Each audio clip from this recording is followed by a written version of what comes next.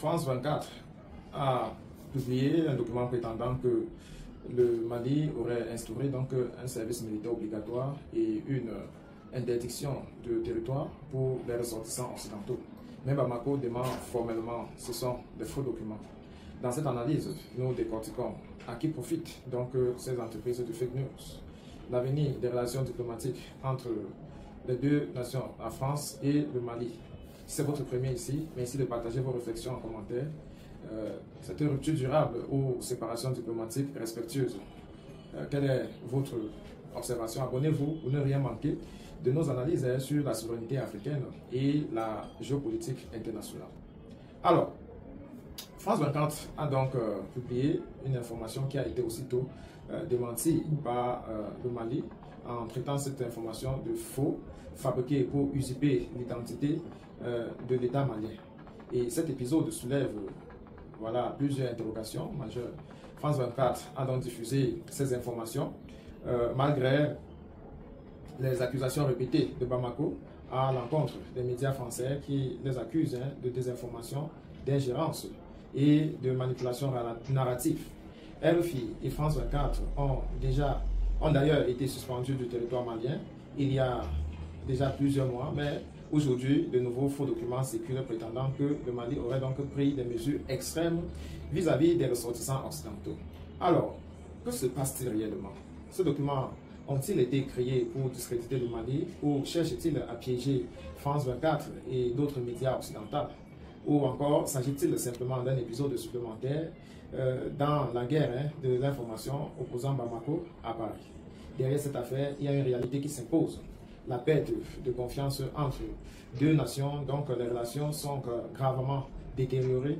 Et si le partenariat n'a plus de fondement, certains estiment que la meilleure attitude pour la France serait de se retirer calmement, sans aggraver les tensions par des querelles médiatiques ou diplomatiques. C'est dans ce contexte qu'il faut mener une réflexion stratégique plus profonde sur les véritables enjeux de Paris, à continuer de s'intéresser sur les affaires de Bamako, alors que Bamako n'en fait pas autant. À qui profitent donc ces fabrications et des diffusions de faux documents attribués au gouvernement malien? La première question est fondamentale. À qui profite le crime? Eh bien, les faux documents ne circulent jamais par hasard. Ils constituent donc des armes dans la guerre de l'information moderne. Ils peuvent viser à déstabiliser Bamako, en présentant le gouvernement comme extrême ou irrationnel, tendre un piège aux médias français pour décrédibiliser France 24, semer la confusion parmi les partenaires internationaux du Mali, polariser l'opinion publique en créant donc un climat de suspicion. L'apparition de ces documents intervient au moment où le Mali renforce sa souveraineté, organise ses alliances et s'affirme face aux influences occidentales. Rien n'est innocent. Comprendre qui manipule l'information et dans quel but est essentiel pour saisir le cœur du conflit. On va également s'intéresser pourquoi donc l'espace médiatique était devenu le principal champ de bataille entre Paris et Bamako. Il faut dire que le terrain médiatique est devenu donc le nouveau socle. Ce n'est plus le militaire comme Mali avait officiellement retiré l'accord qui liait Paris à Bamako. Il est maintenant informationnel. Le Mali veut reprendre donc contrôle de son image, sa communication et sa souveraineté narrative. La France veut préserver son influence médiatique, diplomatique et stratégique dans le Sahel. On l'est toujours écouté, autant mieux continuer dans cette lancée-là. Dans ce contexte, donc, l'information devient un enjeu vital.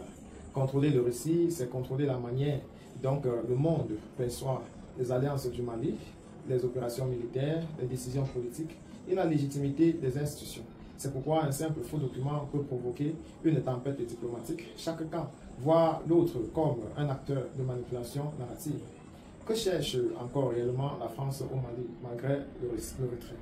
Alors, malgré ce retrait militaire et diplomatique, si Paris reste intéressé sur l'actualité de Bamako, c'est certainement parce qu'elle a des intérêts. Même après le départ de ses forces, la France conserve donc des intérêts stratégiques dans le pays et dans la région.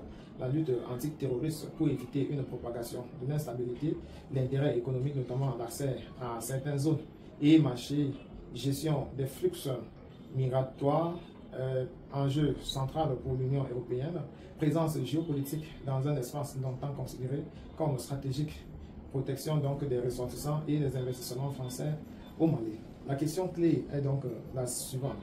La France peut-elle accepter un Mali pleinement souverain, tourné vers des nouveaux partenaires comme la Russie, la Turquie, les Émirats ou le bloc AES, c'est-à-dire le Mali, le Burkina Faso et le Niger, ou cherche-t-elle toujours à conserver une forme de contrôle politique, médiatique ou diplomatique? Ce point est central pour comprendre la crise actuelle. Le Mali et la France vont-ils vers une rupture durable ou une séparation diplomatique respectueuse est-elle encore possible? Alors, quand la confiance disparaît, l'information devient une arme. Le Mali a exprimé clairement sa position, respect de sa souveraineté, fin de l'ingérence et rupture avec les pratiques du passé.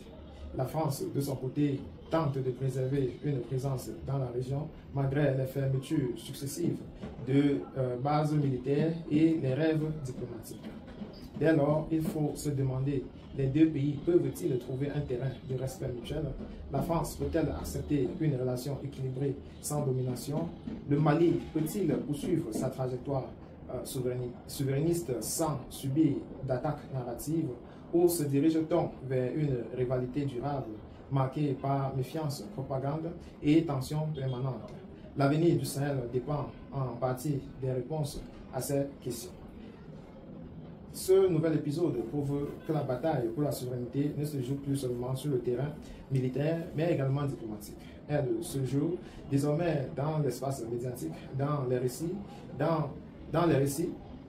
mais également dans la perception que chaque peuple a de son propre destin. Le Mali affirme sa souveraineté, la France cherche à préserver son influence, et entre les deux, de fausses informations circulent, alimentant un conflit narratif dont les enjeux dépassent largement un simple document falsifié. Maintenant, je veux connaître ton avis. Qui contrôle réellement le récit? Ces faux documents s'inscrivent-ils dans une stratégie de manipulation de l'information ou d'ingérence? La France a-t-elle du mal à accepter l'émancipation du Mali? Et à quel avenir voyez-vous pour les relations franco-maliennes? La rupture durable ou rééquilibrage respectueux? Dites-moi en commentaire. N'oubliez pas de liker, de partager et de vous abonner pour plus d'analyses stratégiques sur la souveraineté africaine et la géopolitique mondiale. On se retrouve à la prochaine vidéo. Ciao, bye bye.